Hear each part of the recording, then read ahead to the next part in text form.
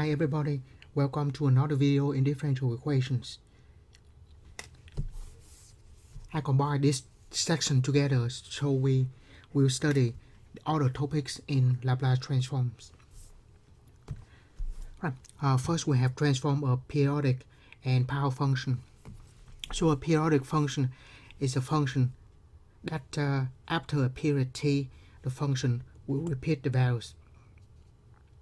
So for example, it's on the trigonometric function, a periodic function. Right.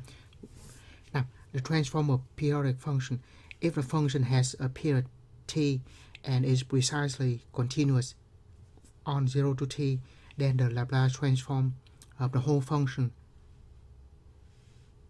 is by definition is that. And the Laplace transform from a periodic only a part of one period of the function is given by that. So this is the transform of one period. And the relation of the transform of the whole function and the transform of the one period is given by this. So we do the transform of one period and then we divide by that will give us a transform of the whole function. Alright, we'll get to that example in a minute. Now let's just go to the second part, the power functions. So what we define is a gamma function, exponential function e to negative u and then u to r minus 1 pi. And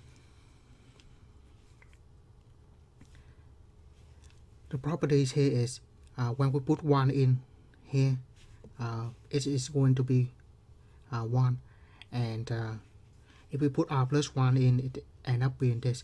So this is the generalization of factorial.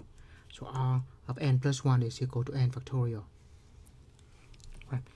So the proof for that is we just do gamma of r plus 1 of that. Right. So originally we have e to the negative u to the r minus 1. Now if we put r plus 1 in here, we put r plus 1 in here. And that's why we have the r here. Right. So this is iteration by parts. And when we do iteration by part, we have this. Sorry. Infinity. Right. So we have that iteration by parts, and then sub in the limit as n go to infinity, and we end up with this, which is a gamma function of r. So we have r times gamma r. So because we keep doing that, we have the generalization of the factorial. Right. That's not really important. I just want to get over that first, so we can do Laplace transform of a periodic function. Right. So, for example, let's see for the following function that has a period of 2. Now, first, let's graph the function.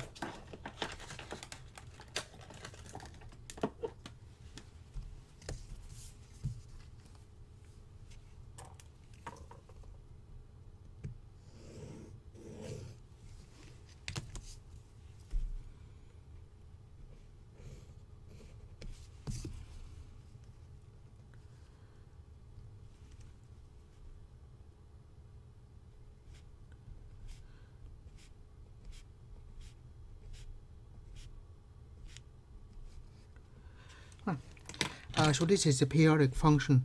The period is 2. From 0 to 1, it is 1.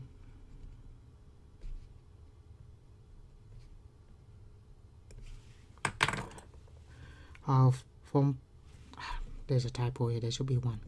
From 1 to 2, it is negative 1. And it just keeps repeating.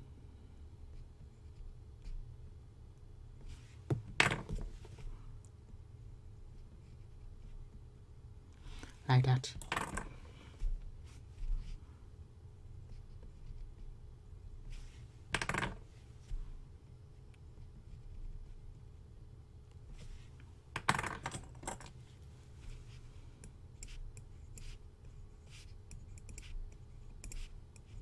And just keep going.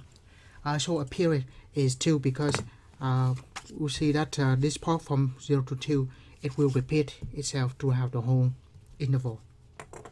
Next, we'll find Laplace transform for that. So, before we find the Laplace transform, let's rewrite this function using the unit step function. So, the function, now I'm just going to do that for one period, which is 2, but that's for one period.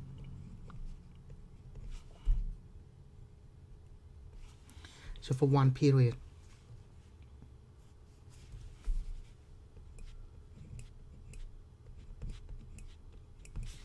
actually there will be no, yeah. It is period 2, but it will repeat.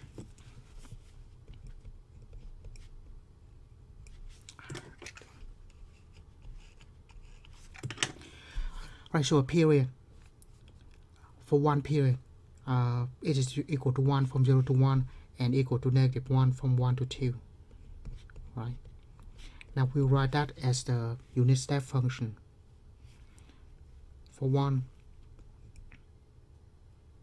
we have the windows from 0 to 1. So 1 times that, and then minus 1 times the windows from 1 to 2. Alright, now we will write this as a unit step function. 1 of 0, 1, meaning that we take u of t minus 0 minus u t minus 1.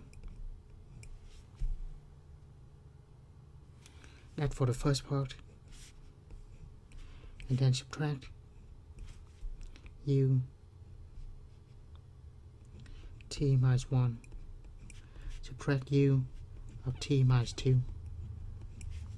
Right, we did this in the previous section.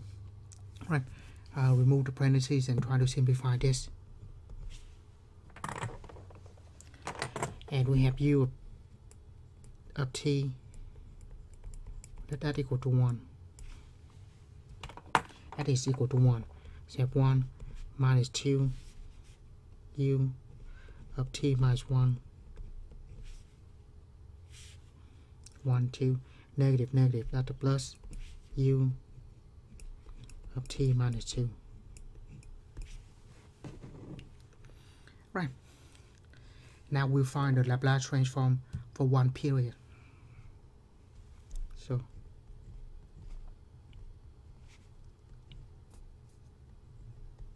So for one period, Laplace transform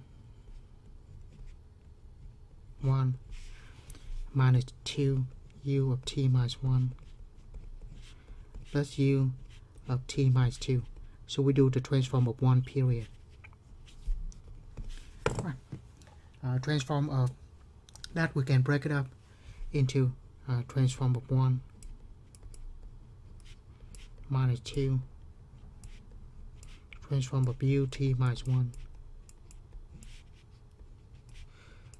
plus transform of u of t minus 2.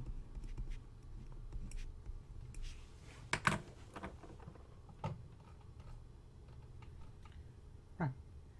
This is the transform of the unit step function. So transform of 1 is 1 over s. Transform of t minus 1, so will be e to the negative s over s plus transform of this will be e to negative 2s over s, which have the common denominator of 1 minus 2 e to negative s plus e to negative 2s all over s. So that is the transform of one period.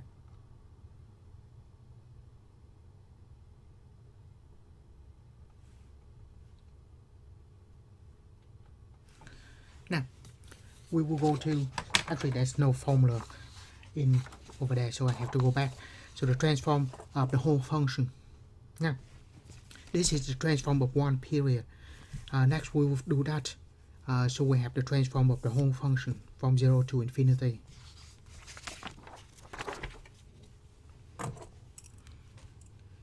The relation is transform of the whole function is equal to the transform for one period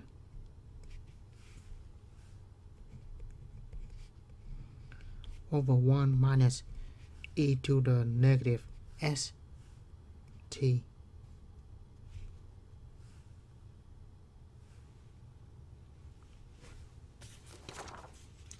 I think there's a typo here too.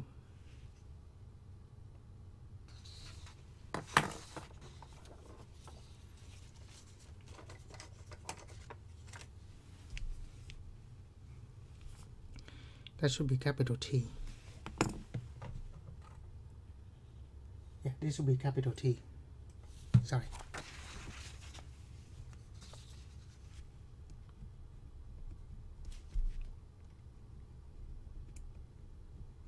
Yeah, because Laplace transform there will be no regular T, but it's big T for the period. I will change that before I post the note online.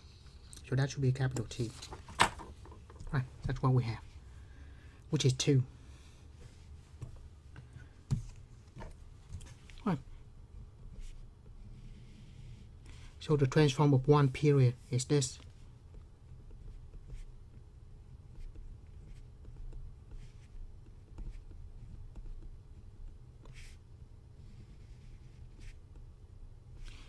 And then we have 1 minus e to the negative 2t.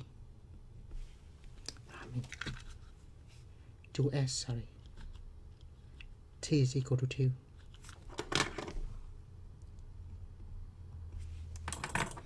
So here we have t equal to 2. A period is 2. So t equal to 2. So we find the transform of one period. Divide by 1 minus e to the negative s. Capital T is a period is 2. So that's what we have here. Right. Now, what we need to do is just simplify this. 1 minus 2 e to negative s plus e to negative 2s. And then we have divide by s, multiply reciprocal.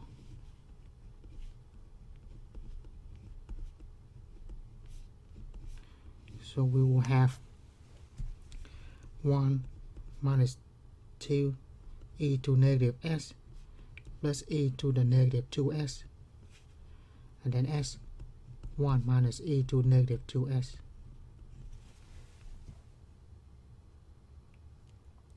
Right, what we do now is okay, because that is the answer, transform of the whole function is that. However, what we do now is we can simplify this. Notice here we have, I will rewrite this a little bit, and then you will see where we're going from it. Right, 1 minus 2 e to negative s plus e to negative s square. Right, e to negative s square is equal to e to negative 2. When we do this, multiply the exponent, give us back to that, and here we have s 1 minus e to the negative s square. Right. And here we can also write 1 square. Right. The reason when we write like that, so we have a square minus 2ab plus b square. That gives us a minus b square, and here we have the difference of two square is a minus b, a plus b. So with that we can simplify as 1 minus e to negative s square, then s 1 minus e to negative s 1 plus e to negative s. Yeah, so difference of two square at the bottom, square up a difference on the top, and then we can cancel one factor of this, so end up with 1 minus e to negative s 1 plus e to negative s. Right.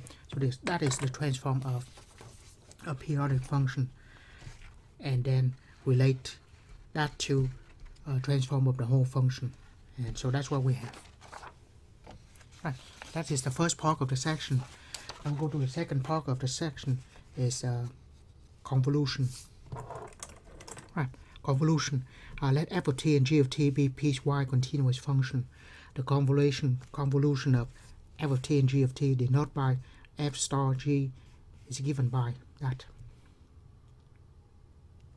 So, and convolution, we have the properties of it is commutative. So f star g is equal to g star f. Distribution. The third one is associative. Last one is convolution of a function times convolution of a function and 0 is 0. Then said, what's that important?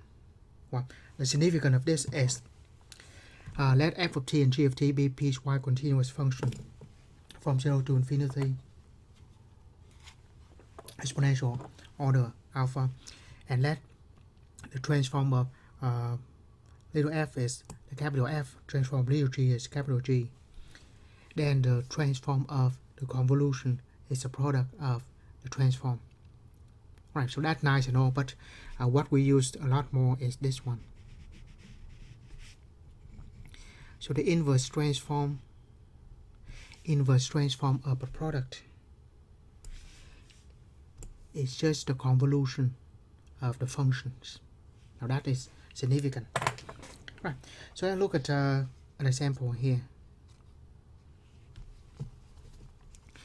Use the convolution theorem to solve the initial value problem. So we have that. So first we take the Laplace transform on both sides. This is Laplace transform of the second derivative, and transform of the function. Transform of the function g of t into g of s. Right, so we do that, and we end up being this. Right. Now we take the inverse transform on both sides. Inverse transform of course, when we do this, we do the partial fraction, and that end up to this. It's not really partial fraction. This part. Once again, we use difference of two square. S minus 1, s plus 1, and s plus 1 cancel out. We just have 1 over s minus 1. So that one equal to this one. We'll take the inverse transform, and we'll take the inverse transform of this times g of s. Right. So that gives us e to negative t, and transform of that is a hyperbolic sine of t, and then g of s. We don't know the function, but what we know is this is the product of those two. So inverse Laplace transform of a product is the convolution of two functions. So we can rewrite that as a convolution. And that is d. By the way, this is not, actually it can be anything, so I use v. So Right, and we use a lot of that. So like I said, the focus here is to do the Laplace transform of, inverse Laplace transform using that formula. Right, and convolution given by that integral. Right. Now let's focus on the how do we do the convolution, how we use the convolution theorem to find the inverse Laplace transform. Right. So first we have that inverse Laplace transform of 1 over s squared plus 1 square. Because if this is the case, what we have to do without the convolution theorem, we have to use the partial fraction broken down to little fraction and do the inverse transform. We'll do that too, but we're not doing that in this problem. But we can say it is a square, so it will be multiplied by itself.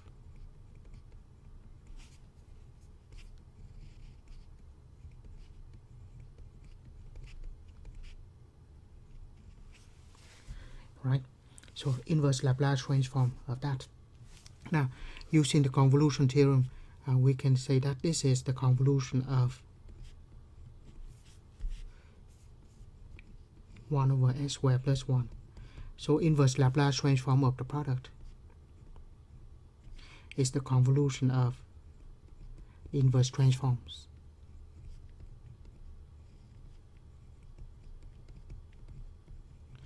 Convolution of inverse transform of a product is the convolution of the inverse transform. Right, let's say that one more time. Inverse transform of a product is the convolution of the transforms, the inverse transforms. Right, because inverse transform of that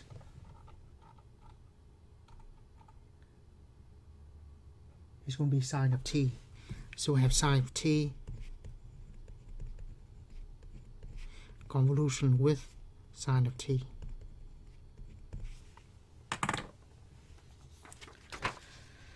Right, so now use the definition of convolution.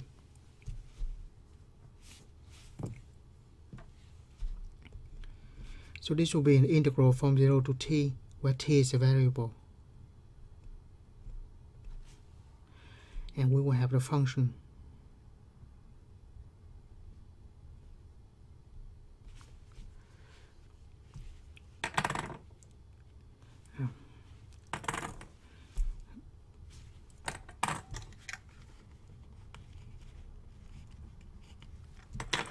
let me write this f star g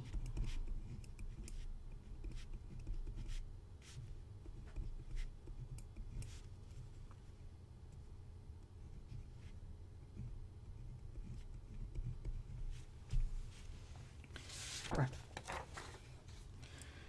So here the function f of t is sine of t, so here we just have sine of t minus v.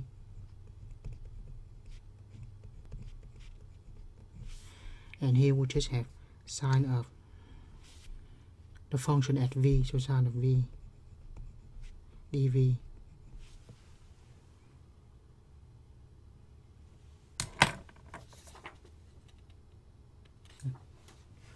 Yeah, of course we can use any variable for v, just call the dummy variable. Right, now we have a product of sine. Right, so what is that? Now let's just derive the formula. So notice that we have cosine of a plus b is what? Cosine of a, cosine of b minus sine a, sine b. And then cosine of a minus b is what? Cosine of a, cosine of b plus sine a, sine b. So what we do now is we're going to add them. However, if we add them, we have two of those cosine. So before we add them, negate this. So we add them the cosine cancel out. That will be double, and that will be subtract. So we'll have negative cosine of A plus B plus cosine of A minus B equal to 2 sin A sin B.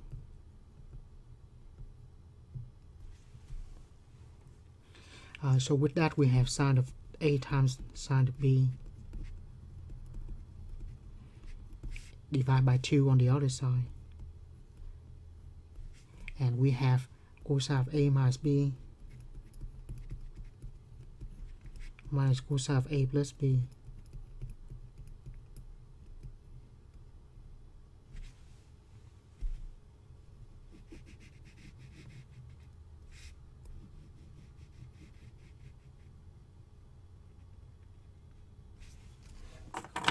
That's what we have here.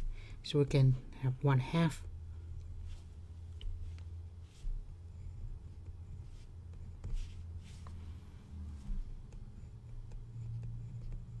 cosine of t minus v plus minus v. So cosine of t minus v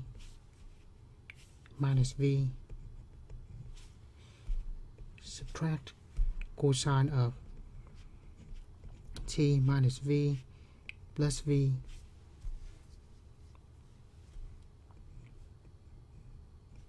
dv.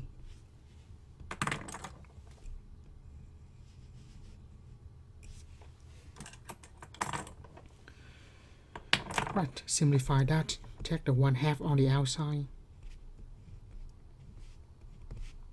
Cosine of t minus 2v minus cosine of t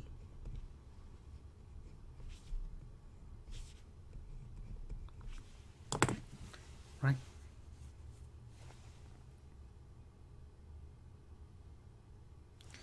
Now that should be easy.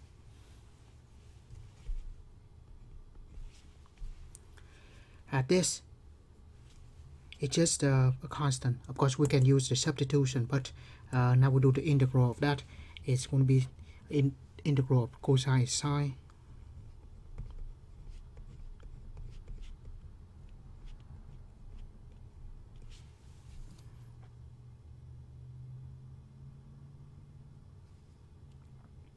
integral cosine is sine, and then we have multiply by, remember this is the integral in terms of v, so we have to have 2 divided by -2. So what it was,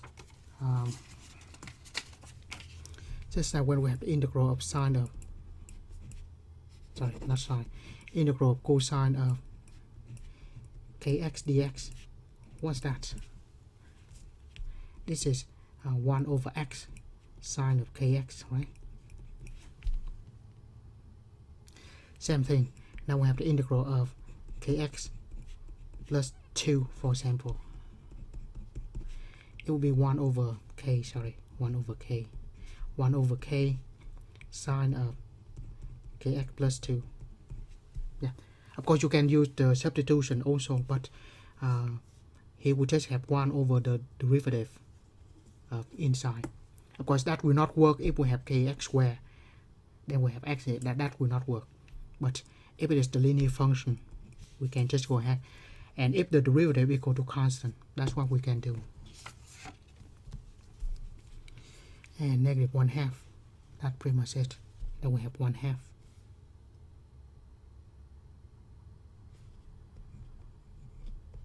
On the outside.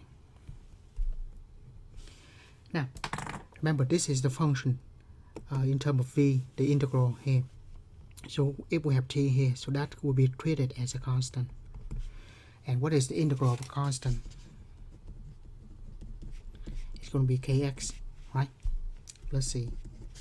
So here we just have that constant.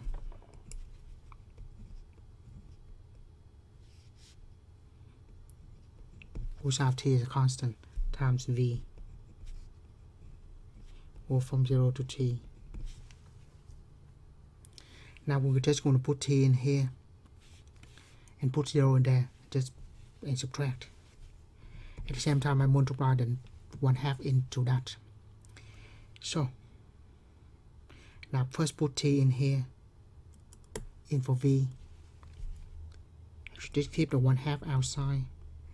We have sine of t minus 2t, which is minus t. Put t in for v, we have minus t times 1 negative 1/2 minus cosine of t times, put t in here,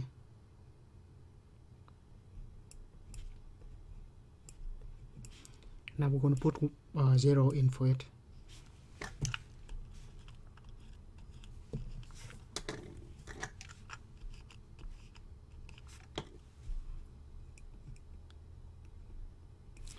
One half. Now we put in 0, b sine of, put 0 in for v, sine of t times negative 1/2, subtract cosine of t, put 0 in for v, 0. So that goes to 0. Now multiply it all out. Sine of negative t, sine is an odd function.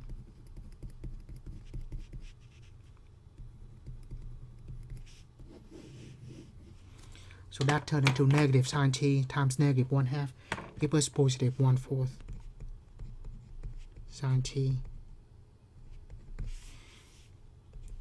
Multiply that in, we have 1/2 t cosine t, and negative 1/2 plus 1/4 sine t.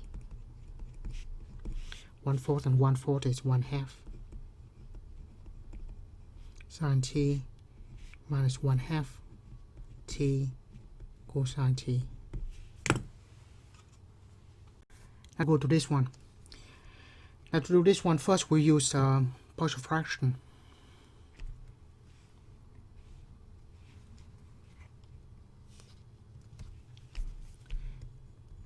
One over s times s squared plus 1. We can to a of s plus s plus c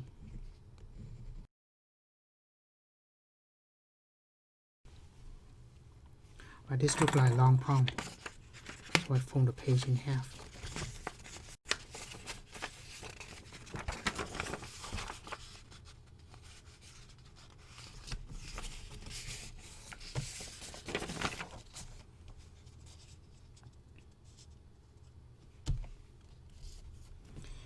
Right, multiply by the common denominator, we will have 1 equal to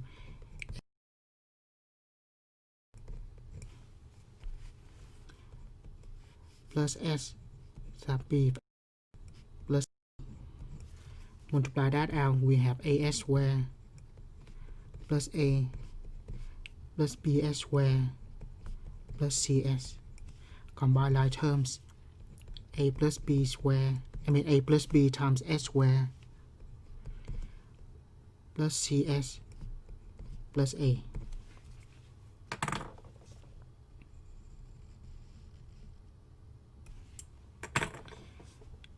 Compare that to 1 on the other side. So there's no s squared on the other side, so a plus b is equal to 0. There's no s on the other side, so c is equal to 1. And then a equal to 1. I'm sorry, c equal to 0 because there's no s on the other side. And a is equal to 1. Now since we have a equal to 1, substitute that on the top, we have 1 plus b equal to 0. So we have b equal to negative 1.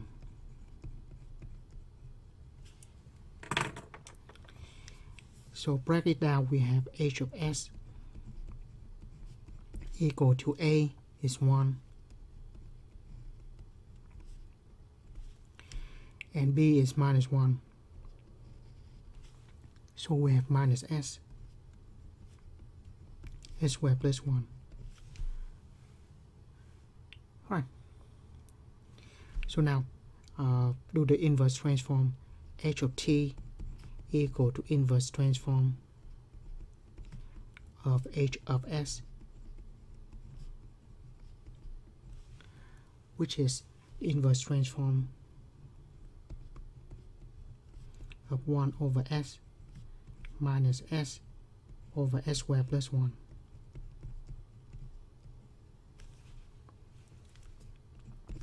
Inverse transform of 1 over s is 1, and inverse transform of s over s squared plus 1 is cosine. So that's what we have. Now let's use convolution. If we use convolution, we have to write this as a product, the function as a product. So inverse transform of that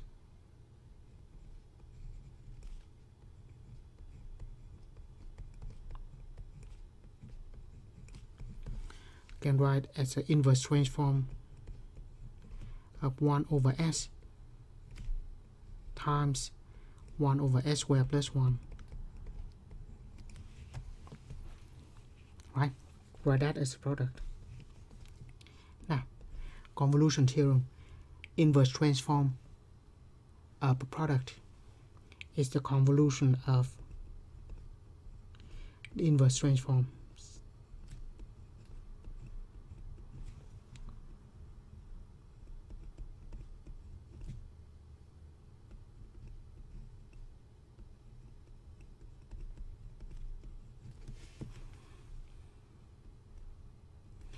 Inverse transform of 1 over s is 1 convolution with inverse transform of that is sine t. Now, in this case, what we have is the function f of t is 1. Because of that,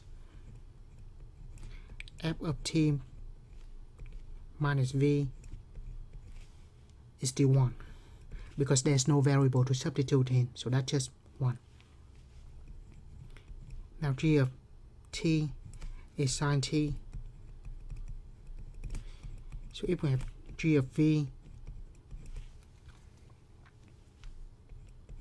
is sine of v. Right, now we continue on this. Convolution is going to be 0 to t f of t minus v g of v dv, which will be integral from 0 to t, f of t minus v is 1,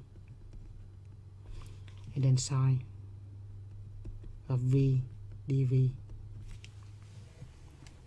Integral of sine is negative cosine, right?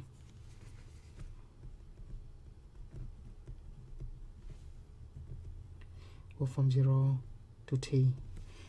Put t in here, we have negative cosine of t, negative, so that's a plus cosine of v, cosine of 0. Cosine of 0 is 1, so we have 1 minus cosine of t. So you see, either way we get the same thing. So it's nice when we can use the different way to confirm the answer. So we can use partial fraction, end up with that, or we use the convolution theorem, end up with that. Right, look at a different example. I'll find inverse Laplace transform of this. First I use partial fraction, and after that use convolution theorem. Right, now the partial fraction.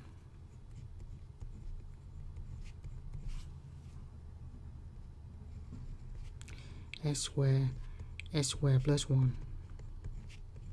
So we can write this as a over s plus b over s squared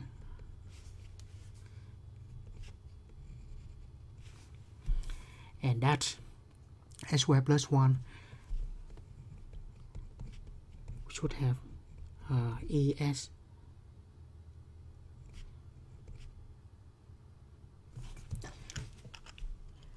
Yeah, I don't want to use d as the constant. It's a coefficient. So use c and e. Right, that works.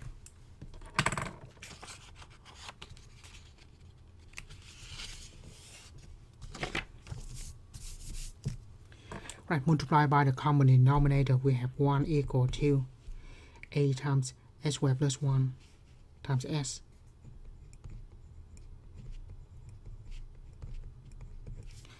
And then b times s squared plus 1. And then multiply that by s squared.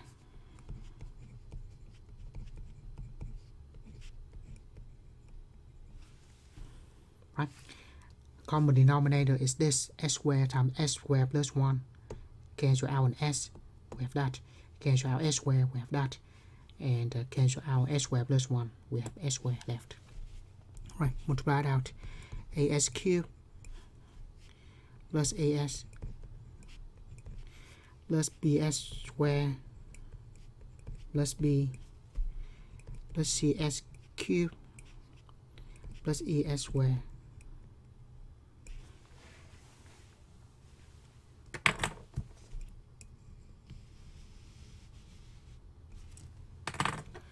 Right, combine like terms a and c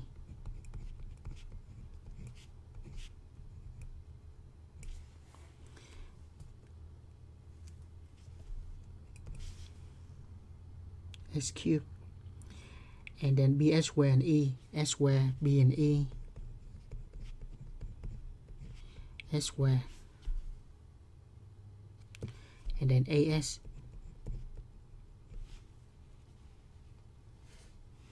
plus b.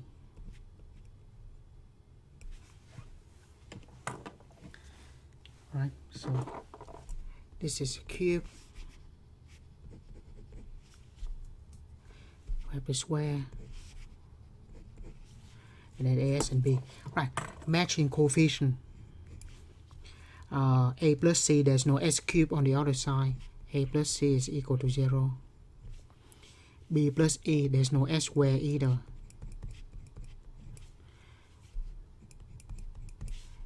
And a, there's no s either. And there's a constant on the other side equal to 1.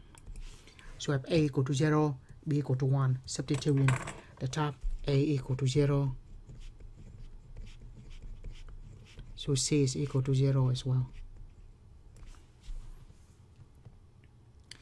And then b equal to 1.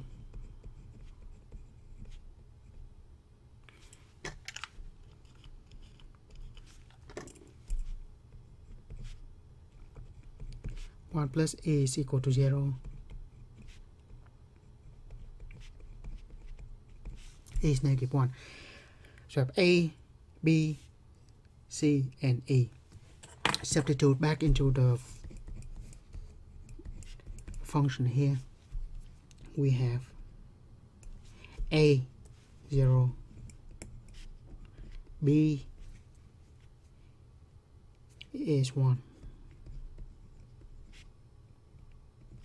c is 0, e negative 1. So h of s is equal to 1 over s squared minus 1 over s squared plus 1.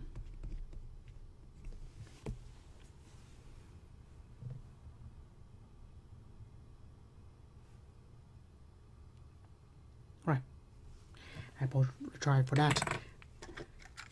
Yeah. In your problem, that will be s squared plus 4. I will change that in the note, so make that s squared plus 1. So make things easier. Right. in your note to be s squared plus 1. So this will be, that's what we have.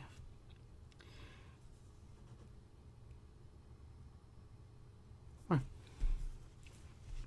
Now, h of t will be inverse Laplace transform of h of s. Yeah, I thought it is s squared plus 1, but I forgot to change the note. Sorry. I will change the note before I upload this.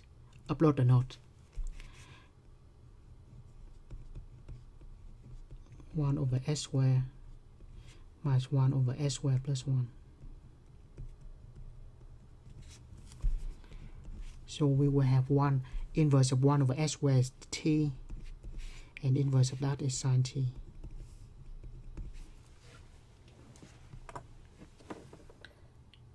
Right. So that's what we have. Now let's use convolution theorem.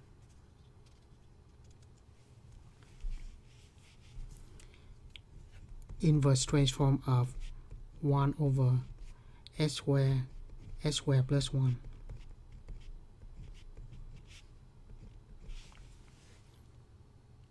Right. Now we split this as a product. 1 over s squared times 1 over s squared plus 1. Inverse transform of the product is the convolution of the inverse transform.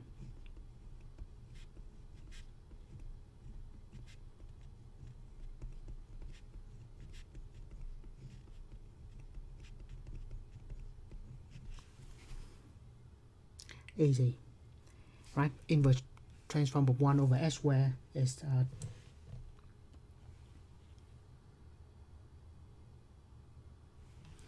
t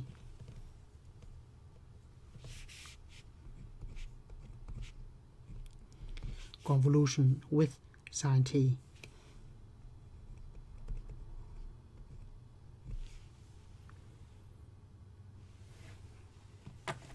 Right. Now,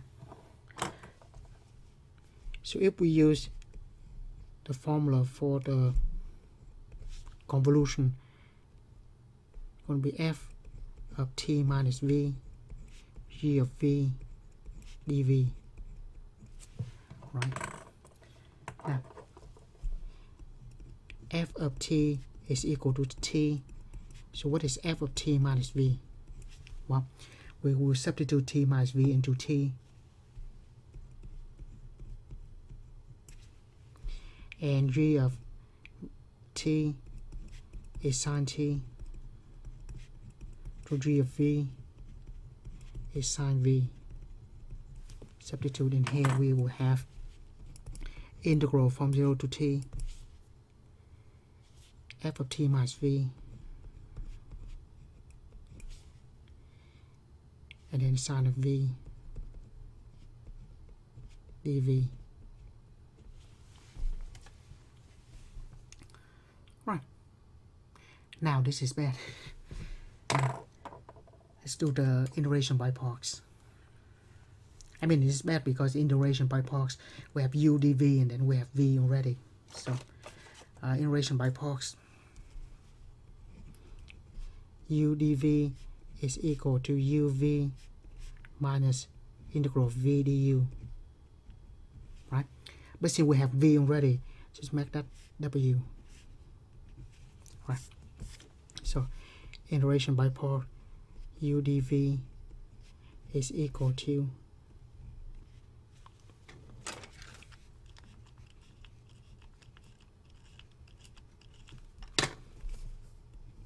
uv and then v du, but make that to w because we already have v. Right. That is integration by parts. So in particular, u is equal to t minus v.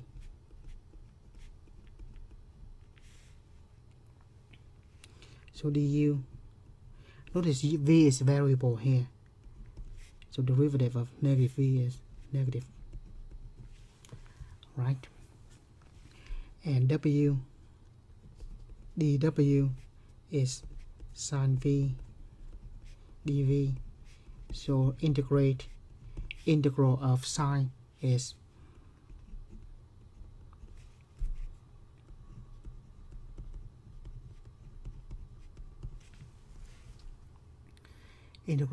negative cosine.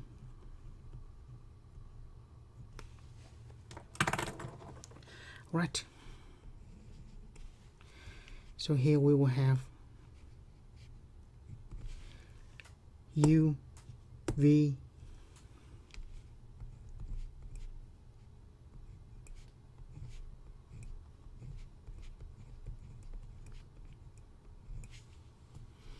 one from 0 to t.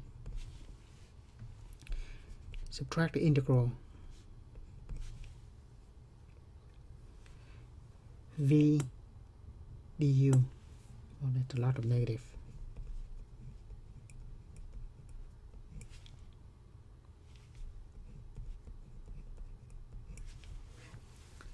Alright, so integration by parts. This is uw, but we're gonna have from 0 to t because that's fundamental theorem calculus. Right, put t in here. We have t minus t cosine of t, and then put 0 in here, minus t minus 0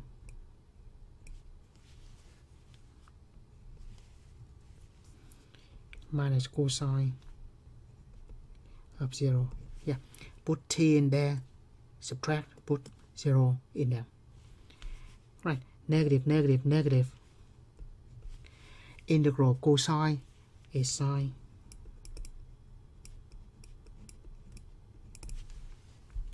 Right, let's simplify this. T minus t, well, that goes to 0. Cosine of 0 is 1. Negative and negative, not positive, so we just have t. Put t in here, minus sine of t, then put 0 in there. Sine of 0 is 0, so this ends up being t minus sine t. As you see, either we use partial fraction and then the inverse transform, or we can use the convolution. We end up with that. Well, convolution, we have to use integration by parts, but still, it's not that bad. Right. So the last part of this video is the impulse and the direct delta function. Right. So we define direct delta function is this function, meaning that at the time t, the value is infinity, everything else is 0. So what's that look like? So if I'm going to draw the function at time t,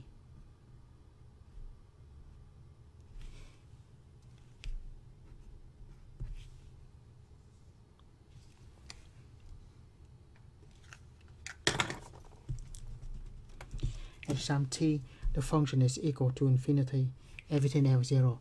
So quite difficult to think about this, but if we do the estimate,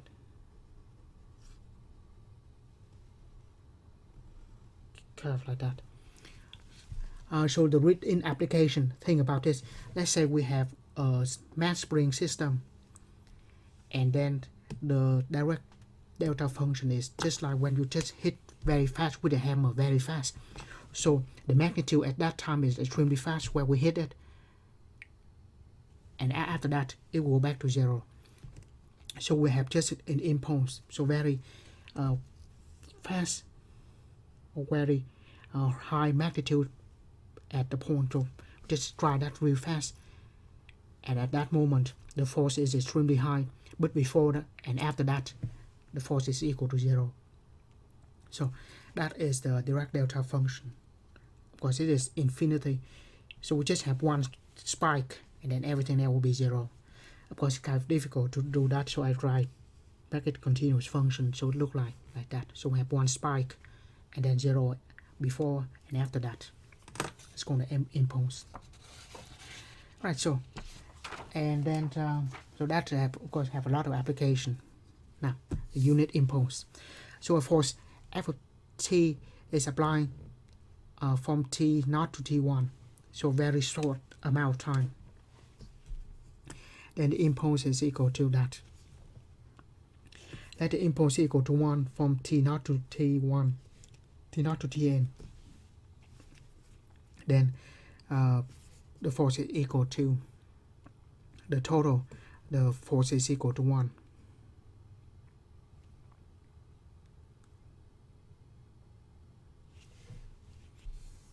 So that means the force is equal to 0 everywhere else, and the force is equal to the Dirac delta function as n go to infinity, or Tn or to T0. So what we're trying to visualize here is, see, from first we have T0 to T1, we have that part. Now reduce that, T0 to T2, magnitude is bigger, and then T0 to T3 will be even smaller. So the shorter the interval, the higher the magnitude, right? So the shorter the interval, the higher the magnitude, and we just keep doing that. Where the interval is extremely close to each other, the magnitude is extremely big. Essentially, we say the magnitude go to infinity if the interval is too small. So that's why when we have either we stride this very slow, and or we stride that very fast, if the total force is equal to the same thing, then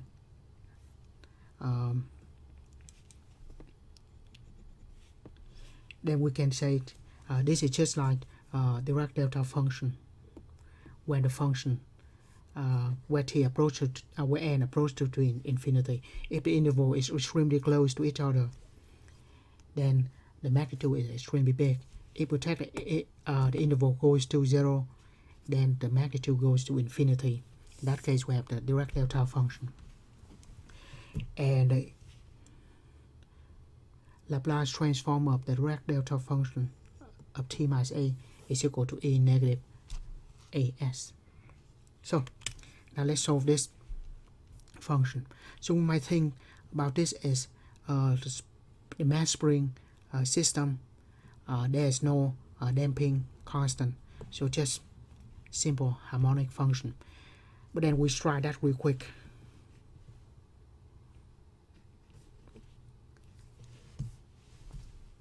What will happen to the oscillation of the mass spring system? Right. So we take the Laplace transform on both sides, and the Laplace transform of the Dirac delta function is that. Right. So t minus 2 pi, and 2 pi here is a, so we have e to negative 2 pi s. Right. And so we have that. Transform second derivative, transform the function, that factor out y of s, we have that. And we solve for y of s, divide by s, we have plus 1 on both sides. And finally, we do the Laplace transform. Laplace transform of this, Laplace transform of e. We did this in section 7.6. Laplace transform of this, we'll have two parts. First is the unit step function, and second is the transform in t. So we do the transform of this, which is sine of t, and we'll replace t by t minus 2 pi. That's what we have here. And then the unit step function, and then cosine of t, and then combine this together, and this is what we have. So we write this as 4 sine t when t greater than 2 pi, and 0 when t less than 2 pi. And add the cosine of t on the top, add the cosine of t at the bottom, we have this. So which means before 2 pi, it is cosine of t. But when we hit the stride that with the force of 4 real fast, the acceleration will become that. Because there's no damping, it will just keep continue like that to infinity. Right. So that's all I want to cover in this section. So once again, in this section, we study about 3 things. First, transform a periodic function. Second, we use convolution to find the inverse Laplace transform. And third, use the direct delta function for impulse. Like what happens if we apply the force in very short amount of time, but the magnitude is extremely high. What happens when we do that? In that case, that will be just a Laplace transform of that is equal to e to negative as, and we use that to solve a problem. Right, so that's what I want to cover in this section. As always, thank you for watching, and see you in another video in differential equations.